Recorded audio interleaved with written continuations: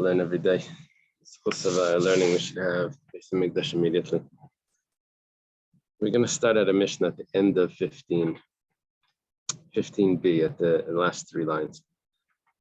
The Mishnah says, Shvua she'eni yashin. Takes a vow, not a vow, he takes an oath that he's not going to sleep. She'eni medaber. He's not going to speak. She'eni mahalech. Not going to walk. Asr. Prohibited. He has to put a limit on that vow, or else we said before from Rabbi Yochanan that that's not going to work. You can't say that he's not going to sleep forever. It must mean that he's not going to sleep for one day or something. What we are saying, though, is that there is a difference between a shvua and a neder. A neder needs something substantial, a substance. A shvua could be just, I'm not going to sleep, or I'm not going to speak. It doesn't need to have a substance to attach itself to. Okay, so that's why the shvua works. That's why the oath works here. Karban loy oichalach. If he says a sacrifice, what I do not eat. Now, this is exactly not a vow, because what would be a vow is a sacrifice. What I do eat would be like a sacrifice. He said a sacrifice what I don't eat. So what's the problem with what he doesn't eat? There's almost no significance to this phrase of the Mishnah. Hey or ha karban shaykhalach. Let's say he says this sacrifice, and then he says that I eat from it. So that I eat from it is the correct part. That would actually be a vow. He's saying that what I eat is going to be like a sacrifice. The only problem is because he emphasized this sacrifice, then what it sounds like he's saying is that by the life of this sacrifice, it's a way that oaths are taken, and it doesn't work for sacrifice. By the life of this sacrifice, what he really should be saying is like a sacrifice is the food that I eat. But he's not saying that. He's just saying this sacrifice. We're going to see that also doesn't work. Let's say he says, Loi karban loi oichalach. It's not a sacrifice what I don't eat. What does that mean? What I do eat is a sacrifice. That's not a vow, mutter.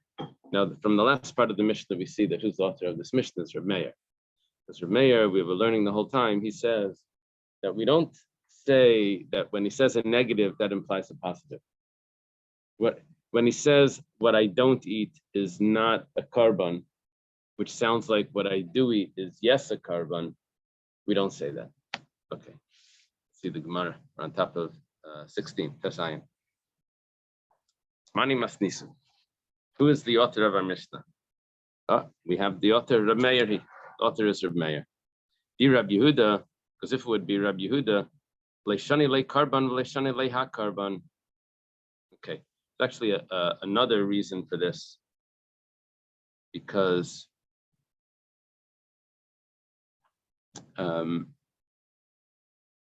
we made a difference in the Mishnah. We said, we know that it's not Reb Yehuda. Why?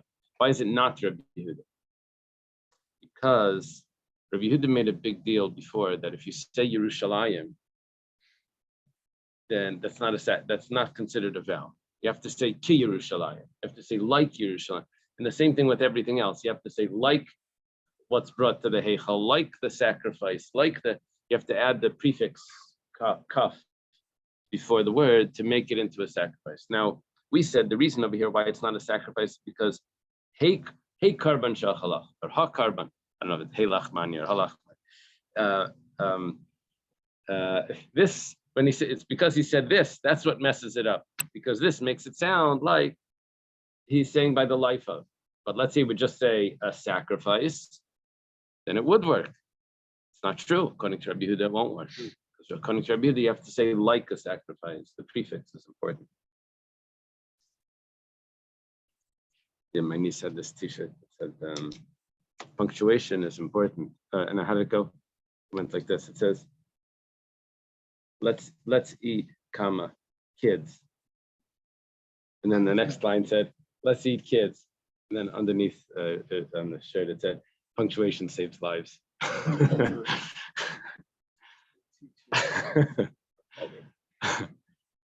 I appreciate all the punctuation in the Talmud too.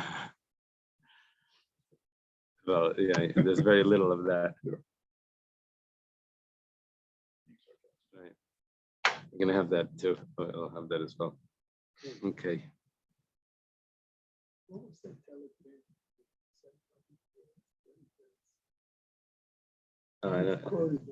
Yeah, I said it. Thought it was the shikelt. No, it's like The collect calls. Oh. Okay, so we say that it can't be Rabbi Yehuda because according to Rabbi Yehuda, it's very important to have that prefix, like The word right? "ah."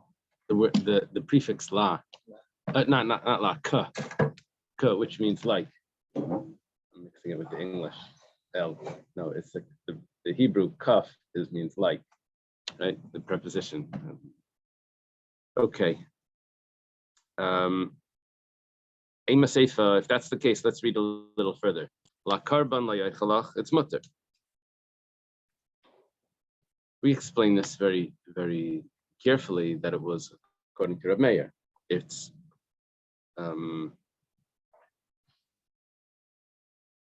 not a sacrifice. You see, and actually in our Mishnah itself, it says loy karban. Here it's la karban.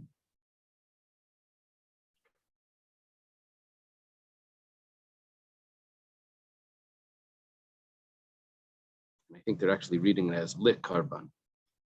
This gets a little bit confusing, but whatever the case is, it says in the Mishnah la karban la yachalach that it's a sacrifice what I don't eat from you. It's mutter. But we have a Mishnah that says it's a sacrifice, but I don't eat from you. It's aser, so it's a contradiction. If you're gonna tell me it's Reb Meir, how could our Mishnah say that it's permissible when we have another Mishnah that says that it's prohibited? Rabba explain that Mishnah. Nasak Fa'imer makes it as if remember this? We added, according to Rabba explains it. We added in the word therefore. We said it's a sacrifice, but I don't eat from you. And we added the word in therefore. It's a sacrifice, therefore I don't eat from you. That's why it was us. Problem is, in our Mishnah, we say, according to the Gemara's version of our Mishnah, it's a sacrifice, what I don't eat from you. Then we say that it's mutter. We don't add the word therefore. What's going on over here? It's just like kasha. That's not a question. You have to look carefully at the Mishnah. Hadamar likarban, hadamar likarban. If he says likarban for a sacrifice, what I don't eat from you, then we add the word therefore in. Therefore, I don't eat from you. But if he says it's not a sacrifice, then that means loy havi karban. It's not a sacrifice. It's not considered a vow. So we're just making a distinction here between if it's la or le. And by our Mishnah, it's actually spelled out. So we've resolved all of that. We've said it's loy. Right? In our text of the Mishnah, it's spelled out loy. But in the Gemara's text, it looks like it was just la. And the Gemara adjusted to say le. The Gemara keeps it as a la. And the other Mishnah is le. Right? La means no, and le means 2 or 4. Okay, next Mishnah. Shvua loy yachalach. He takes an oath that he won't eat from you. He takes an oath, I won't eat from you. So it's an oath, but I don't eat from you. It's an oath that I don't eat from you. That's what it is, because an oath is he's accepting on himself. So that I don't eat from you. Hey shvua shaychalach. This is an oath that I eat from you. Or ha shvua shaychalach. This is a shvua that I eat from you. What does he mean to say? This is a shvua that I eat from you. Does he mean to say that he's going to eat or that he's not going to eat? We'll have to see in the Gemara. Lo shvua lo yachalach. It's not an oath but I don't eat from you. So that's usher. Follow? We say that's usher. It's not an oath, but I don't eat from you. Sounds like what I do eat from you is an oath. Now, who could this be? Could this be Reb Meir? Reb Meir always told us that you don't do this. You don't derive from the negative the positive. It's a very beautiful run here on the side. Goes back, he mentioned this before. He says that when does Reb Meir say that that I don't derive the positive out of the negative? That's only by monetary laws. Remember where we got this from? We got it from the Bnei Gad and Bnei Ruvain when they were going into the land of Israel. Moshe Rabbeinu tells them that if you go in and fight, then you'll inherit. If you don't go in and fight, then you won't inherit on this side of the Jordan. That means you have to spell it out. Reb Meir derives from there that unless you spell out the exactly what the conditions are, the stipulations, both ways. If you do this, yes. If you don't do this, no. If you don't spell it out, then it doesn't work. So Reb Meir derives from there that you have to spell it out. Now he says that this also applies to a vow. Even though a vow is not monetary laws, a vow is between him and Hashem. But because there is an object here that has value, so it applies to the object. It applies to the object as well. But when it comes to a shvuah, when it comes to an oath, which that's already totally ritual law, it doesn't even apply on an object. It's just he's saying that I'm not going to, or I will. So from there, we can derive the positive out of the negative. And that's why over here, when he says, it's not a vow what I don't eat, that teaches me it is a vow what I do eat. Reb Meir would actually say that it's considered a vow. You hear this? If you look at the last few lines of the Ran, Which one? you see there's a Masnisin Shvua here. This is where I'm pointing. Right down there. Yeah, the Rans over here are messed up in the position on the page. Half of the Rans are on the next page. So the last lines, it says, Aval Shvua Einan Ela Isura Greda. Greda means alone. It's just only a ritual law. Okay. Well, let's take a look at the Gemara. Just want to read you the original, non-original version. You've got to accentuate the positive, eliminate the negative. Listen on the affirmative. Don't mess with Mr. Kept on Where's that bringing from, Randy? bringing in my mind. Where's that from? It was a song. Another John, DV Randy. Johnny Mercer wrote it. But I love the lines. You've got to accentuate the positive, eliminate the negative, latch on the affirmative, don't mess with Mr. In between. Kind of what the Gemara said. Okay. Altogether.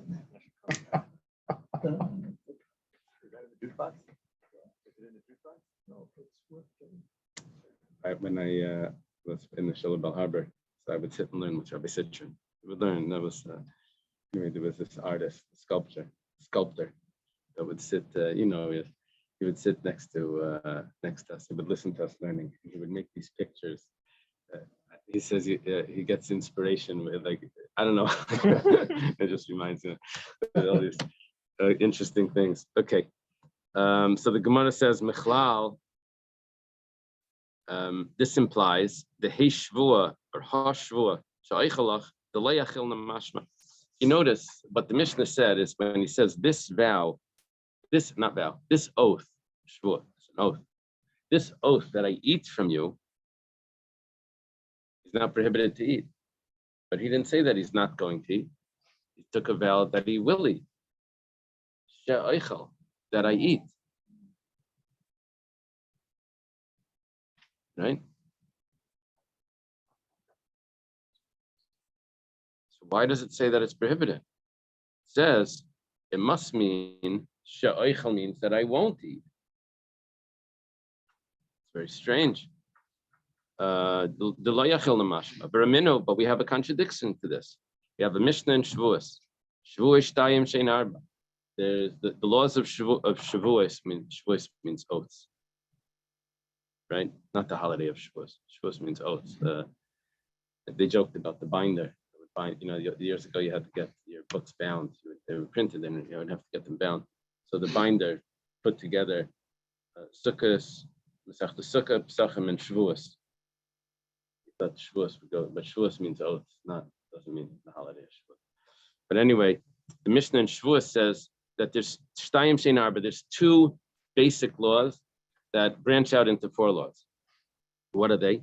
The two basic laws are Sha'eichel v'Shelo Yeichel, that I will eat or that I won't eat, and it branches out Sha'achalti v'Shelo Yechal, that I didn't eat, that I ate and that I didn't eat. Now, Mida Ka'amar Shelo Yeichel, it's supposed to say Sha'eichel, the Bach has in Sha'eichel v'Shelo Yeichel, Sha'achalti v'Shelo Yechalti. It says that I eat and that I don't eat. Obviously, the words that said that I eat means that I eat and not that I don't eat, because afterwards it says that I don't eat. So it must mean that I eat means that I will eat. So what are you telling me when he takes an oath that I eat from you, that he's not going to eat? Obviously, the words that I eat means that I will eat. Amar Abaya says, when he says that I eat, it doesn't always mean that I eat. It could mean that I don't eat. How is this? You have to look at the context. It says, how you misarvim by lechol. Doesn't have context. Right, but we're adding the context in the Gemara.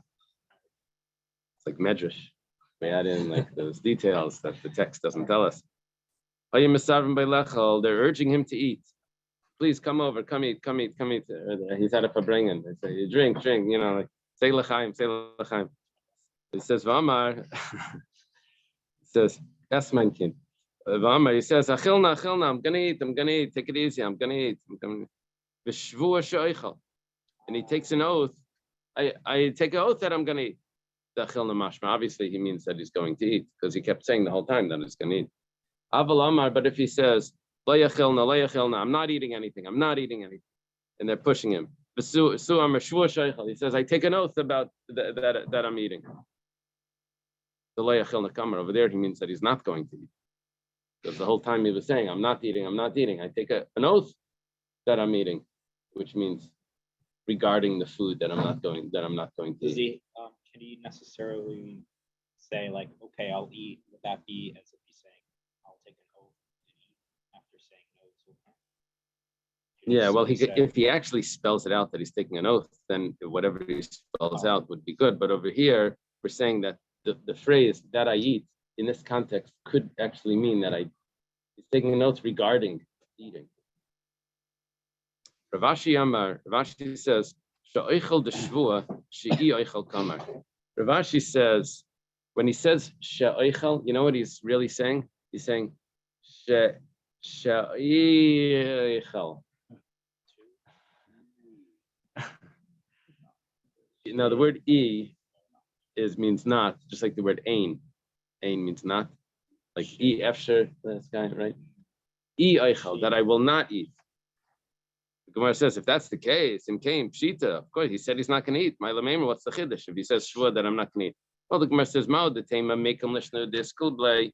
Maybe when he says she'eichel, maybe he's really just like lengthening his words, but he doesn't really mean that he's not going to eat. He really means to say that he is going to eat. It's like these ambiguous text messages. It's like, do you want this or do you want that? What do you think? Of course. Oh, yeah. Yeah, right. So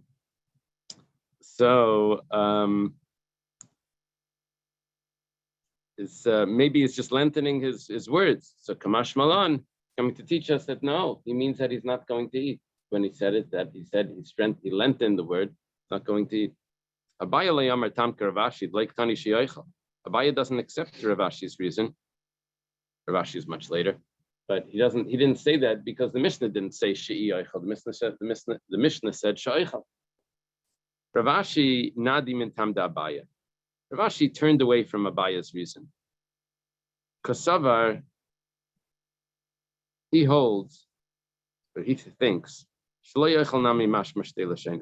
Shelo Yeichel could also go both ways. Nayit is to move. Nod. Yeah, like nod.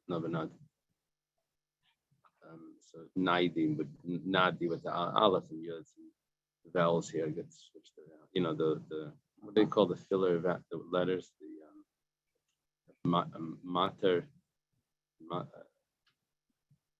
the letter, the chaseris v'yaseris, the letters that are just vowels, the Aleph, the Hey, Oh, no, the Yud. When I have a chirik, I add in a Yud. When I have a patach or something, I add in an Aleph. Those letters, they get switched around all the time. They get dropped and added in. Like kamashmalan is one word or two. Kamashma is kuf aleph or just kuf mem. It comes in and out. Matus lectionis or something. It's the Latin word for those letters. Ever heard that? Anyway. Like a chasura connection by a letter. Right. So Rav Ashi says that Shalei Eichel could also go both ways. Let's take a look. They were urging him to eat. Amar, Lo yachilna, I'm not going to eat. Amar nami shvua, and then he takes an oath. Bein she'oichel, bein shelo yoichel. He says, I'm going to eat, or he says, I'm an oath that I'm not going to eat. yeah. This first time when he was saying he wasn't going to eat, does that count as a method? No. Yes, it's spelled People talk all the time, Right. and it doesn't mean that what they're saying is true, but it doesn't mean that they violated a vow. out. Oh, I thought the opposite. Like, yeah, you should be careful with what you say. You should be careful, but it's a vow. actually not a vow. Not only if it's a mitzvah. If a person doesn't say, they say, yeah, I'm coming over to say hello. I'm going to pick up the mail. I'm going to put gas in the car. It's not a vow. You didn't take a vow. You didn't take an oath. If you'd have to say, I take an oath. But if he says, remember we said, I'm going to wake up in the morning and learn, then you have to be careful, because when you say for a mitzvah, it becomes, and then sometimes a habit that when you do it 3 times, it also could become a vow. But just things that are, we should say bli neder, but I'm getting the mail. You don't need to say bli neder. It's not the Daf Yomi is not a halacha share, but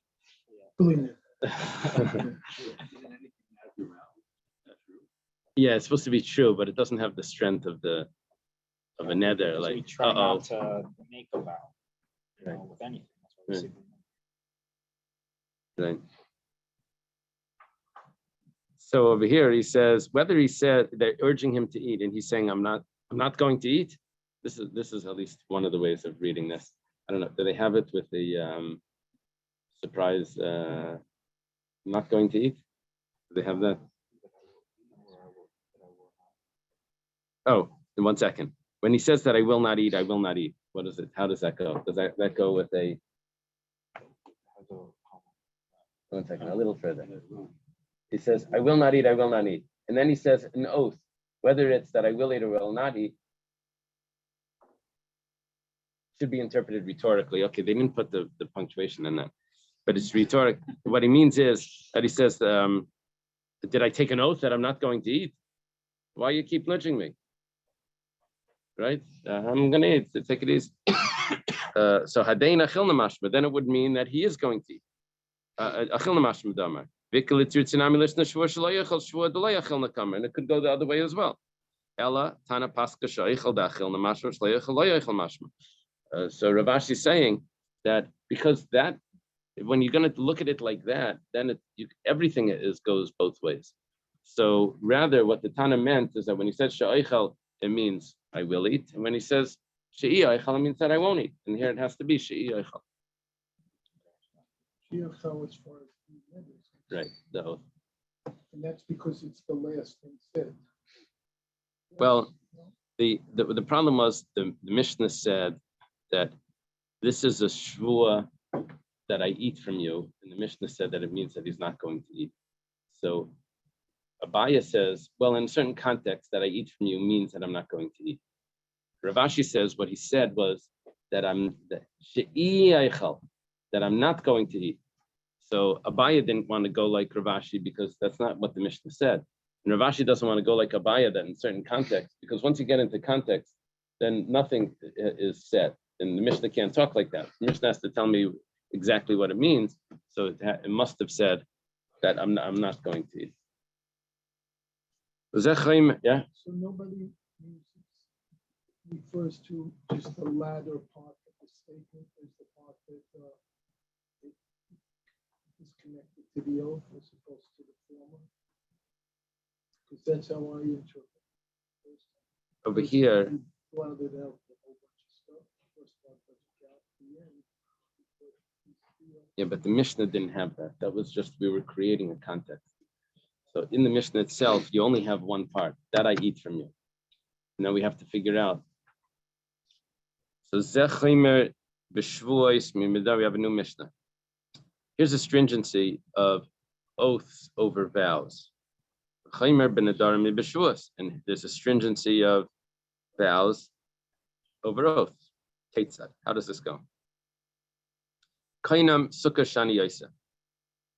Like a sacrifice is the sukkah that I'm going to build. Lulav shani naitel. Like a sacrifice is the lulav that I will take. Or like a sacrifice is tefillin shani miniyah, is the tefillin that I put on. B'nedarim masa b'shvuos mutter. By nedarim, it's aser, and by a vow, that's a real vow. But by a oath, that's not a good oath. Because you can't take an oath to violate a mitzvah.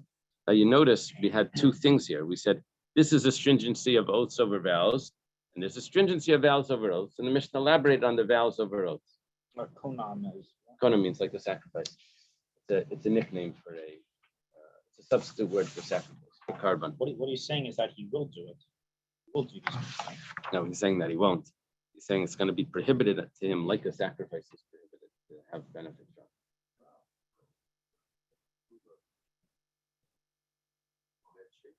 Yeah. Oh, it's like a sacrifice. Does that imply that He's prohibited from doing it? If it's a vow, then it's going to take effect.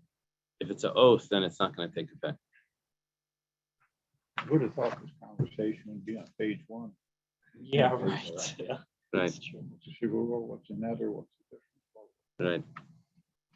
We might have mentioned something. And the interesting thing with Nedarim is that, well, I don't know why it was set up like this, but most Masechtas, the Babas are different. Most Masechtas start off with things like straight in the middle of everything. So what's Maybe forbidden not doing Sukkah. the mitzvah Well, even or- Sukkah starts off with like a random law. Doesn't start off with like there's 7 days. You have to develop the Sukkah It's like in Shabbos. You have to wait till page 63 to get the malachas. Right, 73, right? And then Gittin is like really odd. If someone brings a get from overseas, he has to say that he was there. You know, like, why don't you just talk about what's the get? Okay, Chaimer. So what's forbidden? Is it doing the mitzvah? Yeah, doing the here mitzvah or would be making a vow? forbidden. No, doing the mitzvah would be forbidden if it was a vow. But if it's an oath, then he would be allowed to do the mitzvah. Now, when it started off, we said Chaimer, there's a stringency. You can't take an oath not to do a mitzvah. But a vow you can. We'll see in the Gemara. You'll see it's going to play out. You'll see. Chaimer, when he said there's a stringency of one over the other, Mechlal the Nedarim. Look, he said there's a stringency of an oath over a vow. That means they're both effective, but the oath is strict. But then when you went on, you tell me, Person and the vow is oh, for or maybe it's looking at the second part of the Nedarim. Oh, it's going back on the Mishnah before. The Mishnah before said, I take an oath that I don't eat, or I take an oath that I eat, or I take an oath, or I don't take an oath that I don't eat. We said that all of those are actually oaths. But if that would have been a vow, it wouldn't work. Okay, now, if you tell me that this is a stringency of an oath over a vow, then the Mishnah wants it to be a vow, but just that it's not as strict as the oath. But because you told me that it's not a vow at all, so why are you telling me that this is a stringency of an oath over a vow? It's not even a vow. You know, The Gemara says, "Aseifa diidach bava ktani." We're going back a little bit more. Shvur sheni yashin sheni medaber sheni mahalach. We're going back to when someone takes a vow that he's not going to sleep, that he's not going to talk, that he's not going to walk. It says aser by a shvua, by an oath, it's prohibited. And zechaymer b'shvus b'nedarim. This is stringency of a shvua b'nedarim. Now the Gemara doesn't spell it out. It wants us to remember what we learned before. Yeah, Before we had. there was an exception to that. by the way. What we learned before is that Ravina stepped in and said that dvarim sha'achirim nago b'misr, you're not allowed to be lenient in front of them. So if someone thinks that it's a vow, you have to be careful about that as well. So therefore, when someone took a vow like this, he says a vow that I'm not going to sleep, even though it's not a good vow, but because rabbinically it's layachal dvarai, rabbinically he thinks that it's a vow, so therefore he's supposed to keep it. Rabbinically he's supposed to get it annulled. So there is a rabbinic vow here, but the shvua is much stricter. The shvua is a real biblical vow. That's how the Gemara is explained by the commentary. But in that case, he didn't specify a time, it would still. Yeah, if there's no time, that would be a problem. Oh, okay, yeah. Yeah, because it's impossible. There has to be a time limit on it. Yeah. Earlier, like If he if says there's I'm a not vow going- that's so ridiculous, you just Right. dismiss it and he automatically violates it and he gets Right. Lashes. lashes. Yeah. Oh. Okay.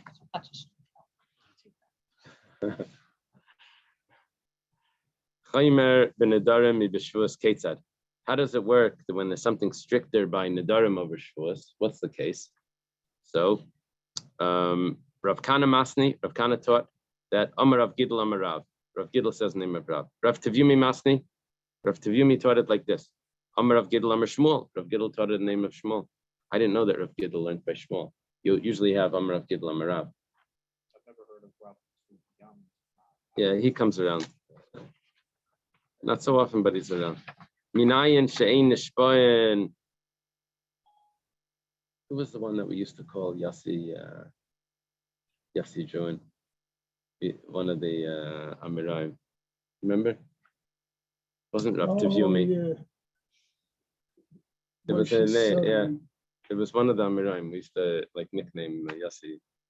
Anyway, Amar Rav Gidl Amar Shmuel. Minayin she'ein nishbayin lavar ala mitzvah is from where do we know that you're not allowed to take an oath to violate a mitzvah? Talmud Yachal Dvarai says you shall not profane your words. Dvarai, your words, la yachal. You're not allowed to profane. Aval mechalu lecheftzei shemayim, but you can profane if it has to do with matters of heaven. In other words, if you took a vow to violate a mitzvah, then the rule of la yachal dvarai doesn't apply. The Gemara says if that's the case, ma'ishla neder. What's the difference by a vow? We were talking before about an oath, that you can violate the oath because you took the oath to violate a mitzvah. So you go right ahead and perform the mitzvah and violate the oath. But what about a vow where we said you can't? It says if he takes a vow to Hashem, he can't profane his words, even if it's for Hashem. See? It says neder la Hashem, he still has the prohibition of leyachal dvarim. He can't profane his words, even though he took a vow not to perform a mitzvah. He has to keep the vow. Umar says if that's the case, shvuanami. It says if he takes an oath to Hashem, shall not profane his words, and that could be also a mitzvah. Umar Abaya says hadamar hanasuk alai hadamar shvush le'enem min asukah. There's a difference. By a vow, he says, I'm not going to have benefit from the sukkah. By an oath, he says, I won't. By a vow, he says, the sukkah is prohibited to me. By an oath, he says, I won't have benefit from the sukkah, which means I won't dwell in the sukkah. Yeah, Bamidbar. In the Matais, I think. The end of Bamidbar.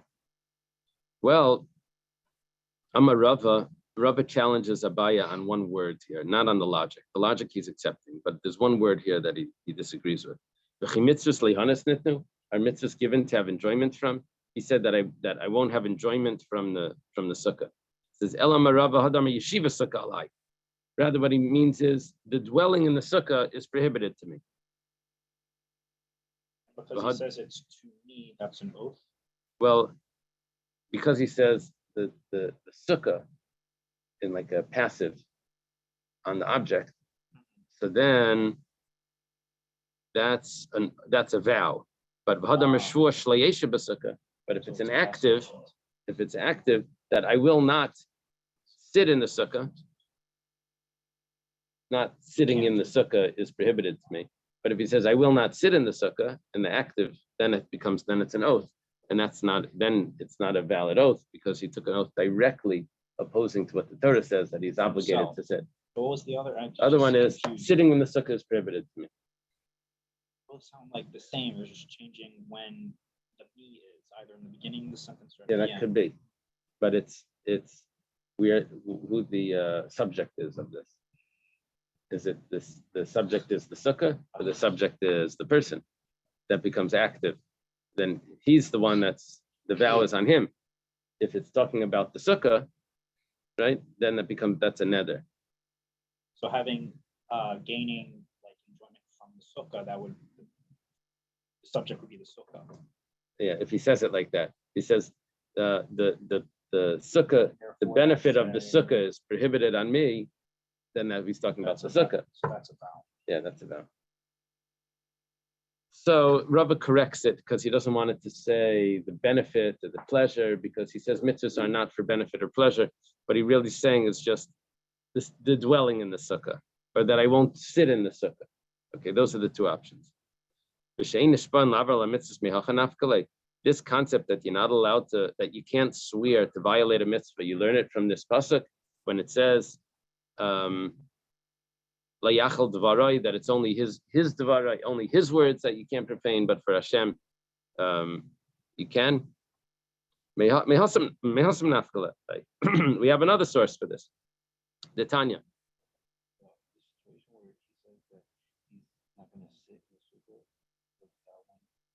That doesn't count because that's a mitzvah, and he already took a vow that he will. Right? He took a vow from at Mount Sinai. The Tanya was taught in a brayse yachal nishbal levatles mitzvah lebitel. Let's say someone takes an oath